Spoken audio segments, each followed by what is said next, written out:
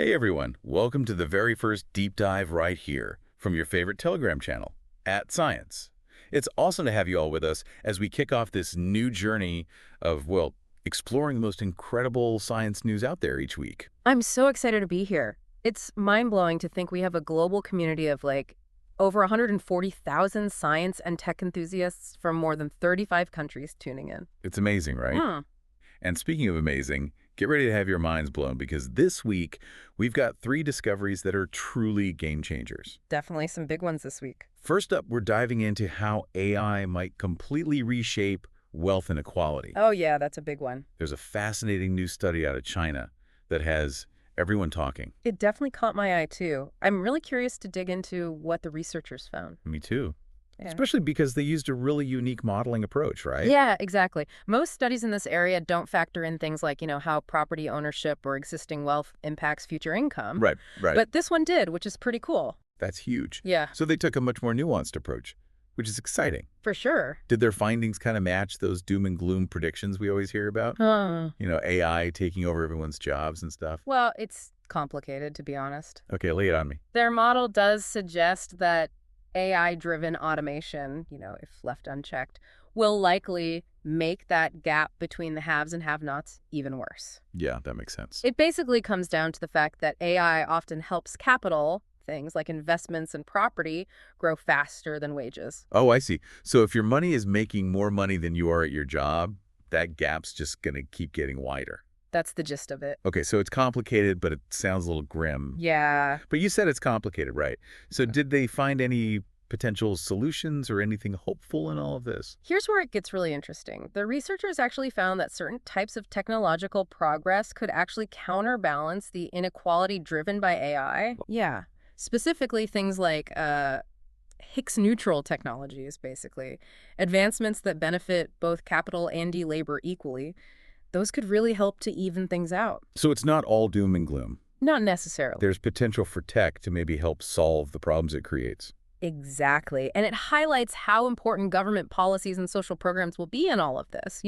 How we integrate AI. It's not just a tech issue, it's a human one, too. Such a good point. It's like this study is saying we need to be proactive and intentional, right? Not just let AI run wild. 100%. The future isn't set in stone, we create it. I love that. Now, want to shift gears to something totally different, and maybe even weirder. Always. All right. What if I told you that what we think of as the end of a black hole might actually be a beginning? Okay, you definitely have my attention. Are we talking about those white hole things I've seen in sci-fi movies? You're closer than you think. Oh, really? Yeah. There was this study from the University of Sheffield, featured in Physical Review letters. I'll have to check that out. Yeah, it dives into this whole wild concept. It all starts with that singularity at a black hole center, Yeah. That point of infinite density where theoretically everything just gets crushed out of existence. Yeah, that part has always seemed a little iffy to me. Right. It's like, where does everything go? That's the thing. Quantum mechanics, which governs the world of the very small, right? It has a rule. Information can't be destroyed. Oh, right. So researchers are proposing that instead of an ending, that singularity is more like a transition point. The transition. Yeah. Time and matter get converted into this white hole phase where they're ejected back out. Okay, hold on. Are you saying a hypothetical observer could travel through a black hole and come out the other side through a white hole? That's the mind-blowing idea this research puts forward. Wow. Though it's still very theoretical. Right. But it challenges how we think about black holes completely. It's not an ending, but maybe a doorway to another part of the universe or even a whole other universe. Okay, my brain officially needs a break after that one. Fair enough.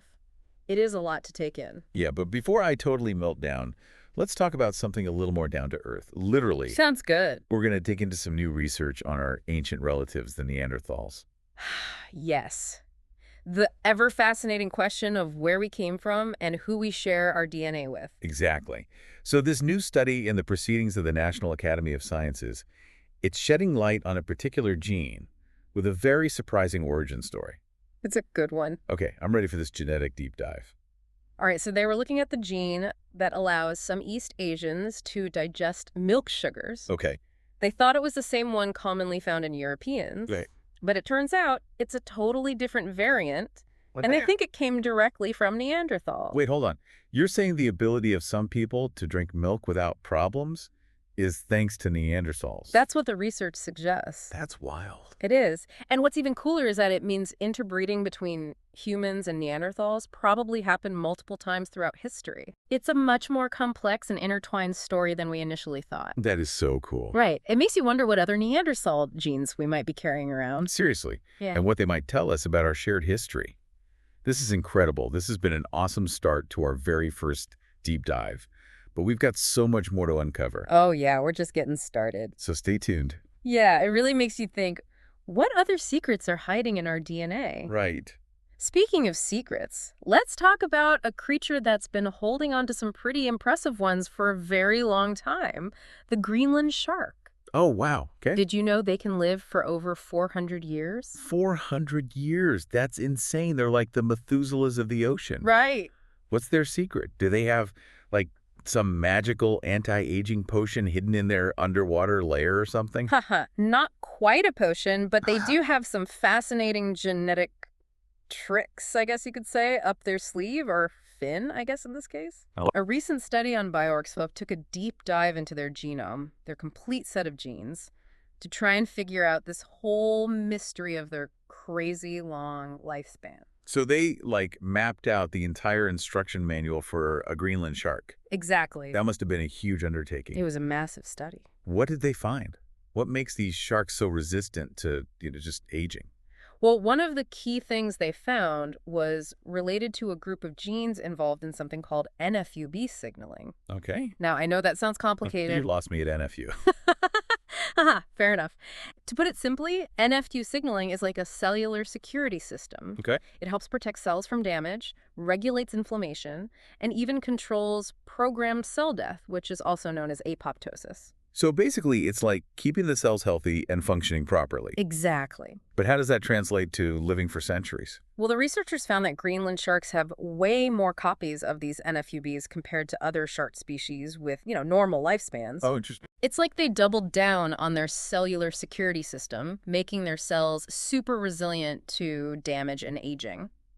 That's so cool. So they basically evolved to be super resistant to, like, cellular wear and tear. Yeah, pretty much. Are there any other, like, genetic quirks that contribute to their long lives? Yeah, actually, Okay, what else? the study also found a bunch of genes known to suppress cancer Really? that are especially active in Greenland sharks. Huh. This suggests they might have some built-in defenses against cancer, which is another major factor in aging. So they're like the superheroes of the sea, Right. equipped with anti-aging and anti-cancer powers. Aha.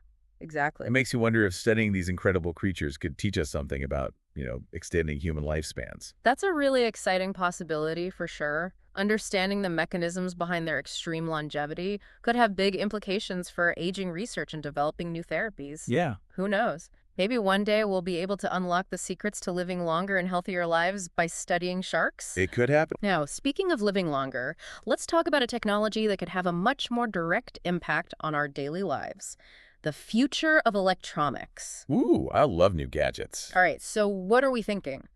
Holographic displays, self-folding phones, teleportation devices. Uh-huh. Yeah, bring it on. Not quite yet, but this new research is pretty groundbreaking. Okay, I'm intrigued. Scientists at the University of Cambridge and the Eindhoven University of Technology have been working with something called spinning twisted light. Spinning twisted light. That sounds like something out of a science fiction novel. It does, doesn't it? Yeah. But it's a real thing, and it all comes down to something called circular polarization. Okay. Basically, this means that the light waves are rotating in a specific direction, either clockwise or counterclockwise. Interesting. And this rotation can actually carry information, which is super useful for all sorts of applications. I am intrigued, but my brain is already starting to twist itself into a pretzel trying to picture this. It is a bit of a mind bender. How do you even create light that spins? That's where the ingenuity of these researchers comes in. Oh, They figured out how to design a special type of organic semiconductor that forces electrons to move in a spiral pattern. wait, hold up. How do you make electrons do the twist? It all comes down to the structure of the semiconductor. Oh, okay. They used a material called triazotroxine, or TAT for short, Got it. which has a unique chiral structure. Chiral. Yeah. Isn't that like those molecules that are mirror images of each other? You got Like left-handed and right-handed versus the same thing? Exactly. And by stacking these chiral molecules together in a specific way, they were able to create a semiconductor that basically guides the electrons along a spiral path. So we've got electrons doing synchronized swimming in a spiral formation. Uh-huh, something like that. What happens next? How does this translate into, new tech? Here's the really cool part.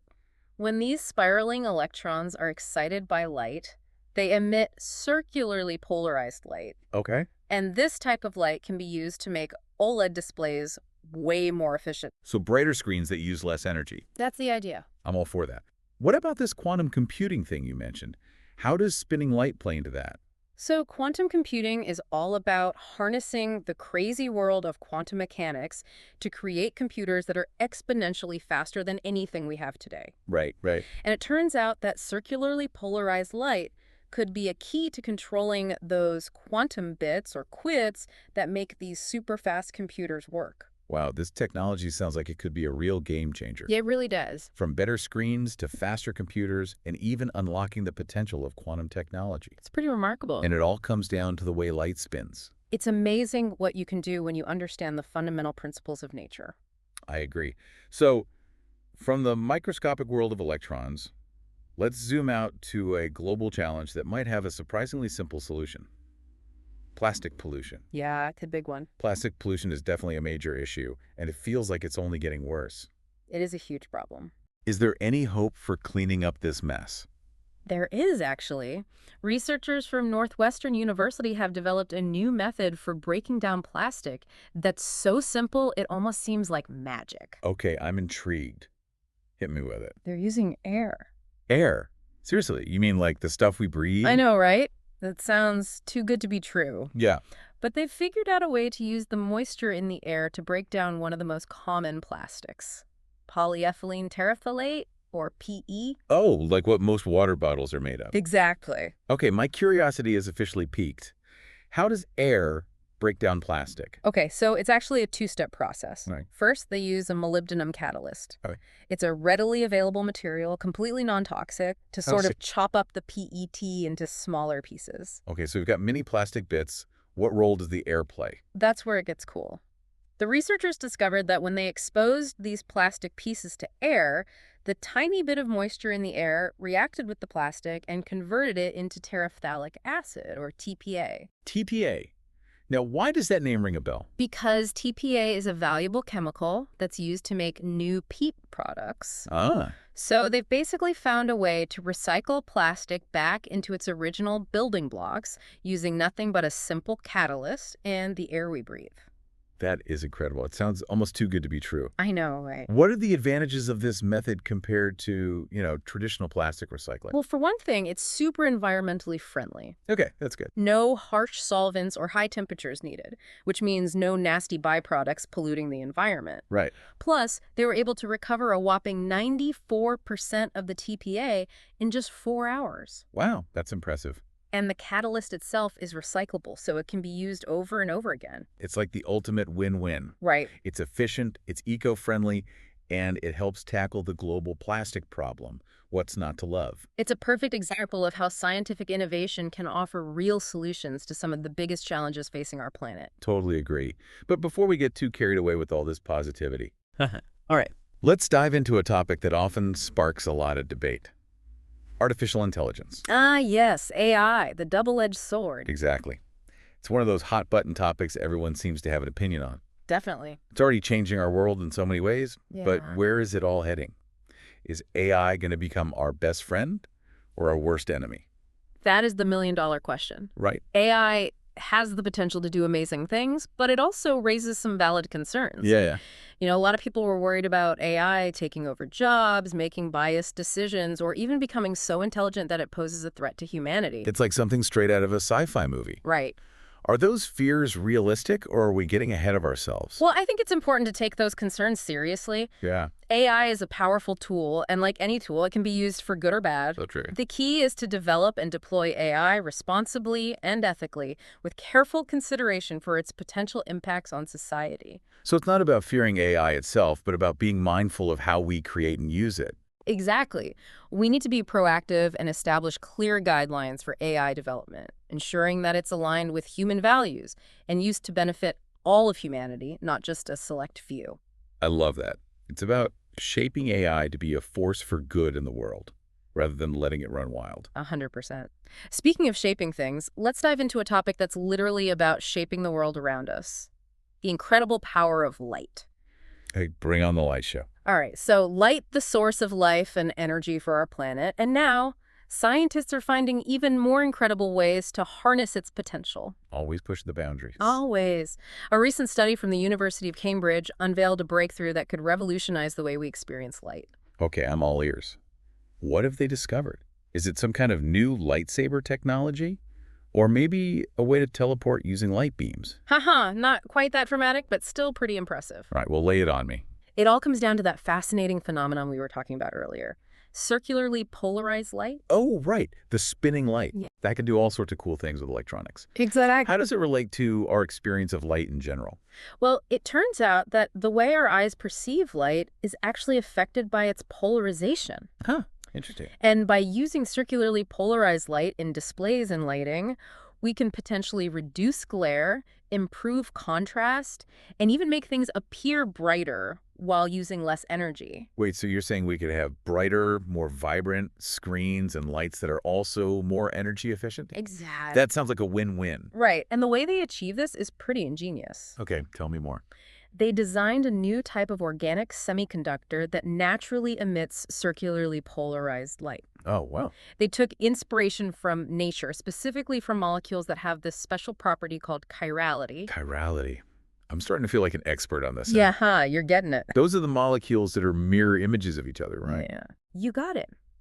And by carefully arranging these chiral molecules within the semiconductor, they were able to control the way light interacts with the material and create this special type of light. It's amazing how we can learn so much from nature and use those insights to create new technologies. I agree. So does this mean we'll soon be seeing circularly polarized light everywhere? What are the potential applications beyond screens? The possibilities are really exciting. I bet. This technology could be used to create everything from more efficient solar panels to new types of medical imaging devices to even more realistic virtual reality experiences. Wow, that's huge. It sounds like we're on the cusp of a whole new era of light-based technologies. Absolutely. And speaking of new frontiers, let's dive into a topic that truly stretches the limits of our understanding of the universe. Black holes. Black holes. So mysterious. They've fascinated humans for centuries. I know, right? They're so powerful and enigmatic. They really are. Regions of space-time where gravity is so strong that nothing, not even light, can escape. It's like the ultimate cosmic trap. Yeah, it really is. It makes you wonder, like, what happens to all the stuff that falls into a black hole? Right. Where does it go? Does it just cease to exist? That's a question that has puzzled physicists for decades. I can imagine. But recently, researchers have been exploring a radical new theory about what might be on the other side of a black hole. Okay. And it's completely mind-blowing. Now you've got my attention. What's this theory all about? Have you ever heard of white holes? White holes. That sounds like the opposite of a black hole. That's exactly what it is. Okay. The idea is that a white hole is essentially a black hole in reverse. So instead of sucking everything in, it spews everything out. That's the basic idea. Wow. Although it's still very much in the realm of speculation. Right. But recent research from the University of Sheffield has added some interesting new evidence to support this theory. Oh, wow. Okay, I'm all ears. What kind of evidence are we talking about? The researchers focused on the singularity at the center of a black hole. This is the point where all the matter is crushed into an infinitely dense point, Yeah, and our current understanding of physics just breaks down. right. It's like a place where the laws of nature as we know them no longer apply. Essentially, yes. Okay. But the researchers took a different approach. They decided to apply the principles of quantum mechanics to the singularity. Quantum mechanics, that's a whole other can of worms, isn't it? It is. Isn't that the realm of subatomic particles and weird counterintuitive behavior? Exactly. Right. And one of the key principles of quantum mechanics is that information cannot be destroyed. Oh, right. So if information can't be destroyed, what happens to all the information that falls into a black hole? That's a great question. Where does it all go? The researchers propose that instead of being destroyed, the information gets encoded in the singularity and then reemerges from a white hole. Wait, so you're telling me that black holes could be like cosmic recycling centers?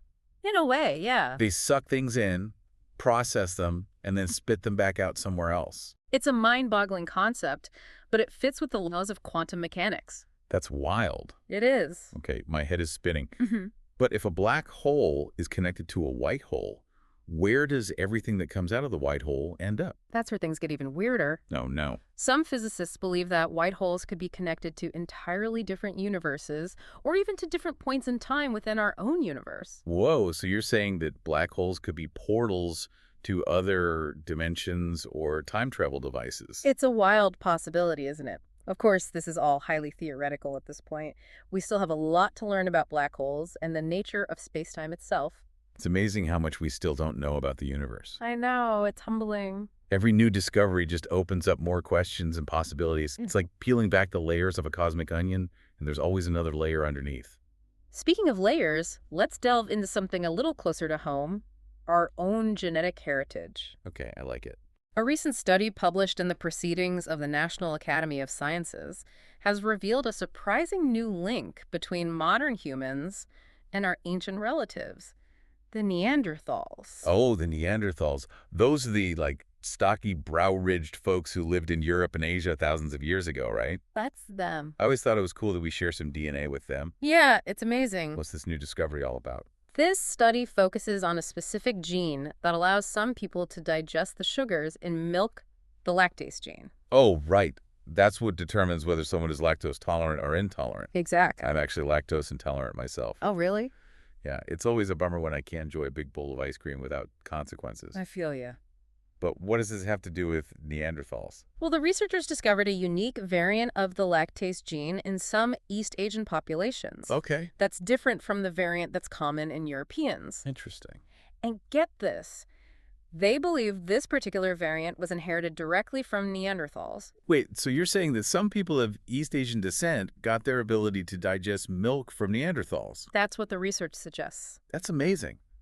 Makes you wonder how many other traits we might have inherited from our ancient relatives. It's a fascinating area of research. For sure. By studying our DNA, we're essentially piecing together a historical record of our species and its interactions with other hominid species. It's like having a time machine built into our very cells. It really is. Now, speaking of time machines, let's talk about a technology that has the potential to radically transform the way we live and interact with the world. Artificial intelligence. Oh, back to AI. It's Yeah. definitely one of the most talked about and debated topics of our time. For good reason, Yeah, it's already having a huge impact on our life, in so many ways. from the way we search for information to the way we shop. Right. But its potential goes way beyond that. It feels like AI is popping up everywhere these days. It really is. You know, self-driving cars, personalized recommendations, virtual assistants. It's incredible how quickly this technology is evolving. It's true. AI is advancing so rapidly. It is. And it has the potential to revolutionize everything, from healthcare to transportation to the very way we work and live. Yeah. But with great power comes great responsibility, right? Right. There are so many ethical and societal questions that need to be addressed as AI gets more sophisticated and integrated into our lives. Absolutely. There's been a lot of discussion about the potential risks of AI, from job displacement to the possibility of autonomous weapon systems that could make decisions about life and death without human intervention. It's definitely something to think about. It's important to have those conversations. Yeah, And to make sure that AI is developed and used responsibly. I couldn't agree more. Yeah. We need to establish clear ethical guidelines for AI development and make sure it's aligned with human values and goals. It's about shaping AI to be a force for good in the world. Exactly. And that mindfulness extends beyond AI to our relationship with the planet itself. True. Let's shift our attention to a critical but often overlooked aspect of environmental health: soil. Soil, you mean like the dirt under our feet? Yeah, exactly. It's easy to take soil for granted, but it's literally the foundation of life on Earth. Oh, I see. It supports all terrestrial ecosystems and plays a vital role in food production, water regulation, and climate change mitigation. I never really thought about it that way, but you're right. Soil is essential for life as we know it. What are some of the threats that soil is facing these days?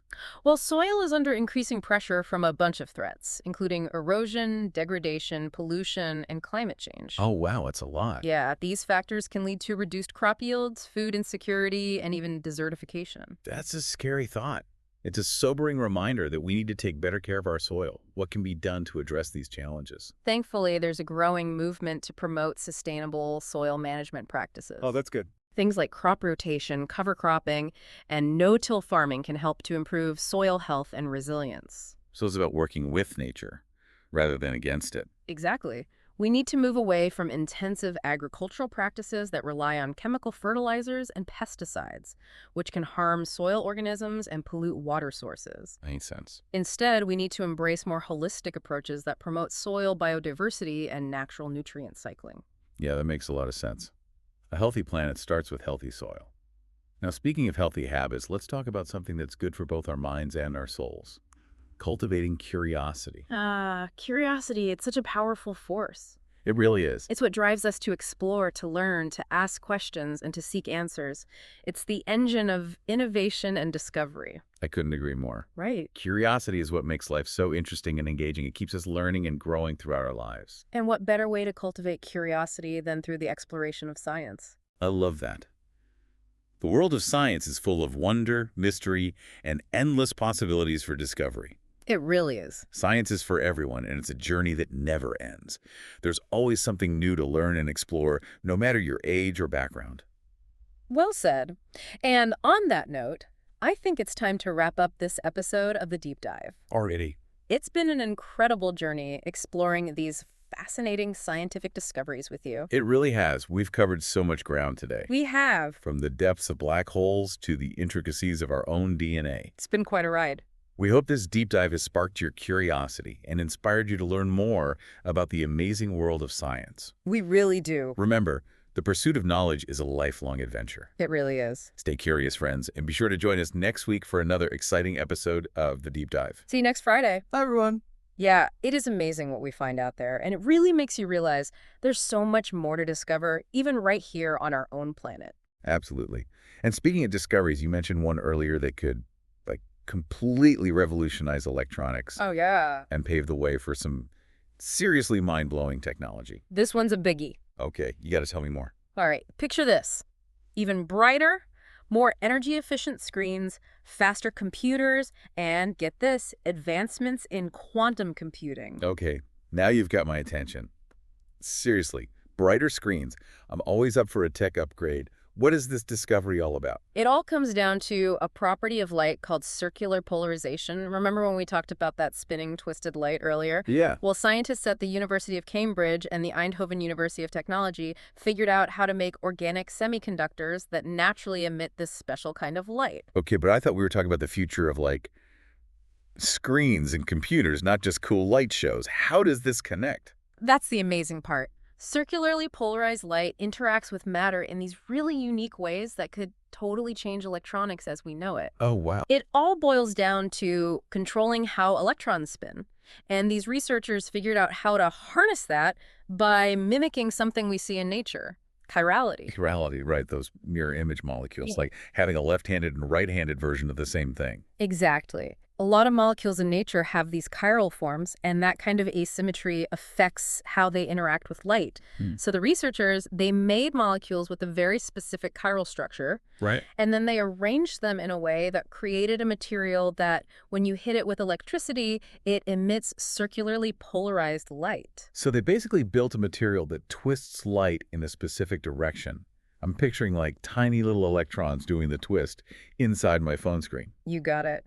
And this whole idea of controlling light like that, it opens up so many possibilities. For one, it could lead to OLED displays that are way more efficient, Okay. brighter, and potentially even more immersive. So basically, our phones and TVs could look even more amazing than they do now. That's the idea. But you mentioned quantum computers earlier, too. How does this all fit in with that?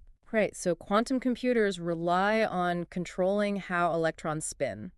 And that's where circularly polarized light comes into play. It can actually be used to manipulate those quantum bits, or qubits. Those are the building blocks of quantum computing. It's a super complex field, but this discovery could be a major step toward unlocking the potential of those next-gen computers. Wow, that is amazing. It's wild to think that something as seemingly simple as the way light spins could have such a huge impact on technology. It really is. It just goes to show sometimes the biggest breakthroughs come from understanding those fundamental principles of nature. Couldn't agree more. Well, this has been an incredible first episode of the Deep Dive. It has. From black holes to Neanderthal genes, plastic-eating air to light that spins, we've covered a lot of ground. A lot of ground. I don't know about you, but I'm feeling so inspired by the power of human curiosity Me too. and, what we can achieve with a little bit of ingenuity. It's amazing. And we want to keep exploring these amazing discoveries with all of you. For sure. So if you enjoyed this deep dive, please tell your friends. Share this episode with everyone you know who loves geeking out over the latest science breakthroughs. We have such a great community here at Science, and we'd love for it to keep growing. Absolutely. And don't forget to subscribe so you don't miss out on next week's episode. We'll be back with even more mind-blowing discoveries. We will. Until then, stay curious, everyone. See you next Friday. Bye.